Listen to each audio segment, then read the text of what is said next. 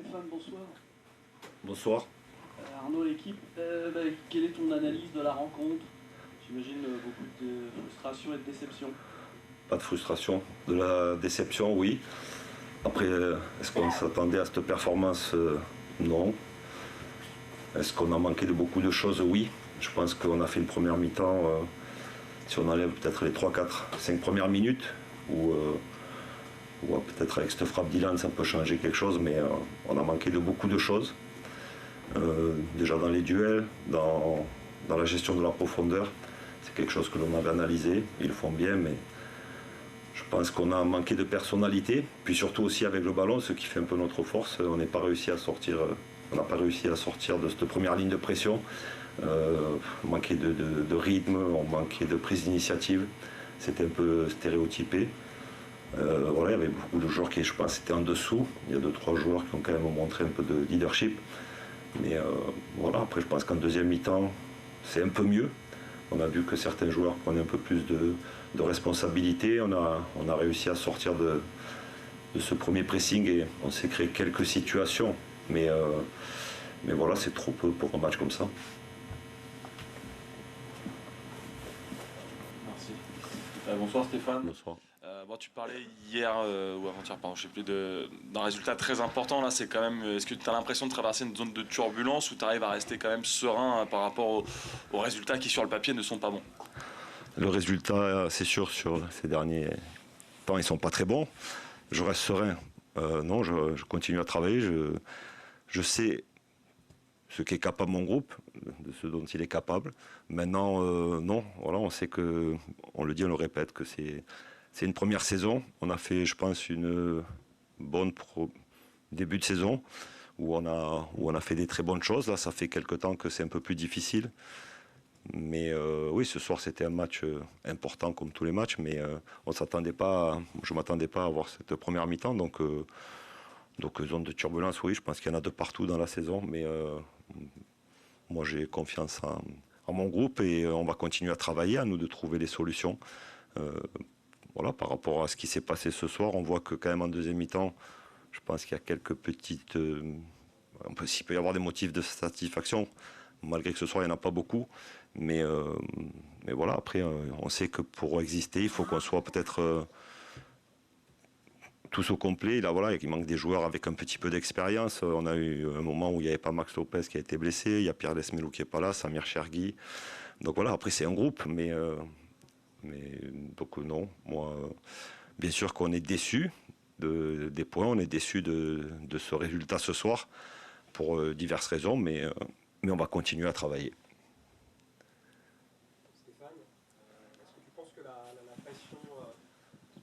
est-ce que tu penses que la pression autour de ce match a un peu inhibé tes joueurs, notamment sur la première période? C'est une piste de réflexion peut-être, parce que c'est vrai que j'ai senti inhibé, malgré, comme je dis, j'ai bien aimé l'entame de match, mais vraiment, les 5 premières minutes où j'ai trouvé qu'il y avait de l'allant, on a mis un peu de rythme, d'intensité, mais sur la première situation où ils nous ont mis en difficulté, on a senti qu'on a de la fébrilité. Donc oui, peut-être qu'il y avait un peu trop de pression, mais c'est pas non plus... on avait 16 points avant ce match, on n'était pas non plus dans une situation catastrophique.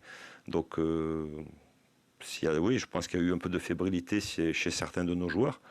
Moi, ce qui me dérange, c'est peut-être pas facile de temps en temps de mettre en place notre jeu, mais quand on est dans une position comme ça, c'est au moins, quand on est un peu moins bon avec le ballon, c'est d'être en capacité de gagner des duels, d'être un peu plus agressif.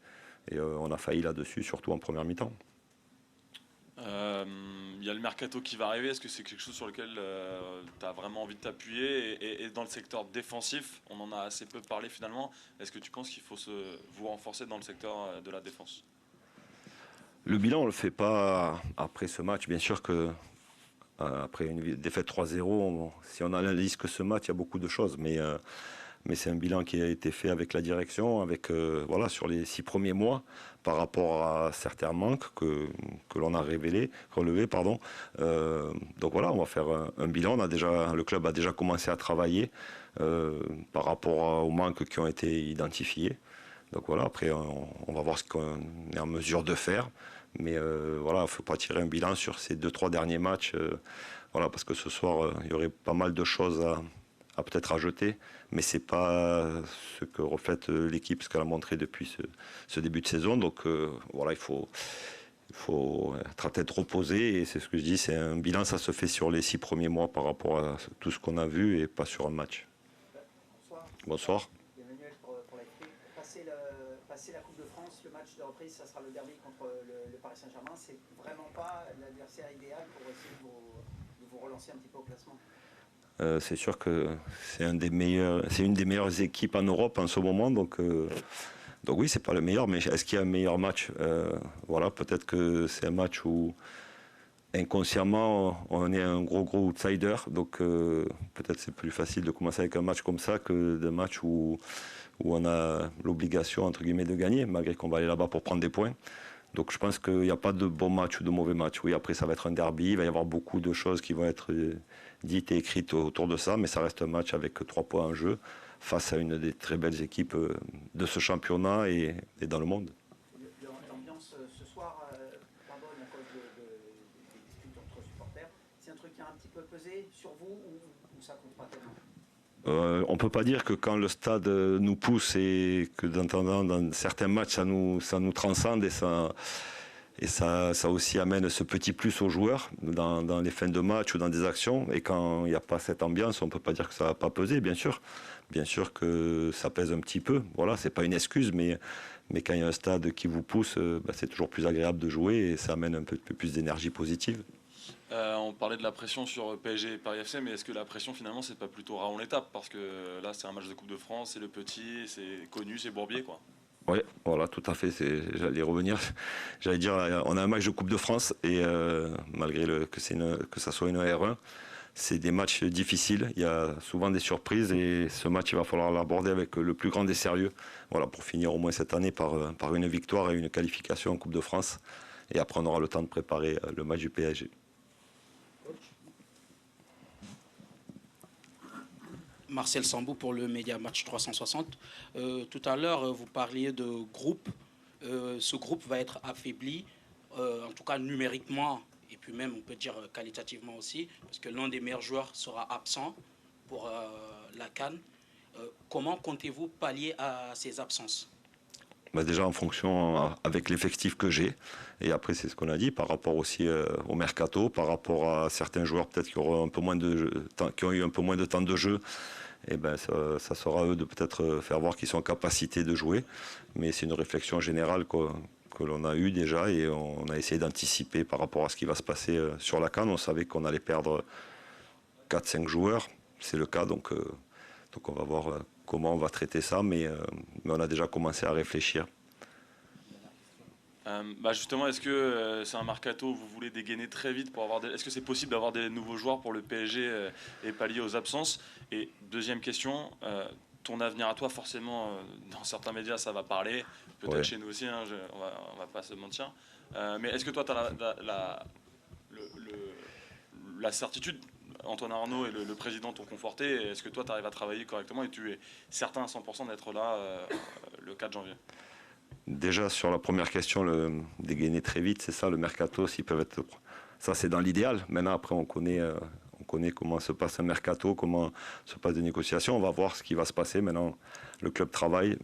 Voilà, il y a des gens qui travaillent. On travaille ensemble par rapport à ce que l'on veut faire. Comme je disais, pas par rapport à ce match de ce soir, que ça soit très clair par rapport à ce qu'on a identifié depuis quelque temps.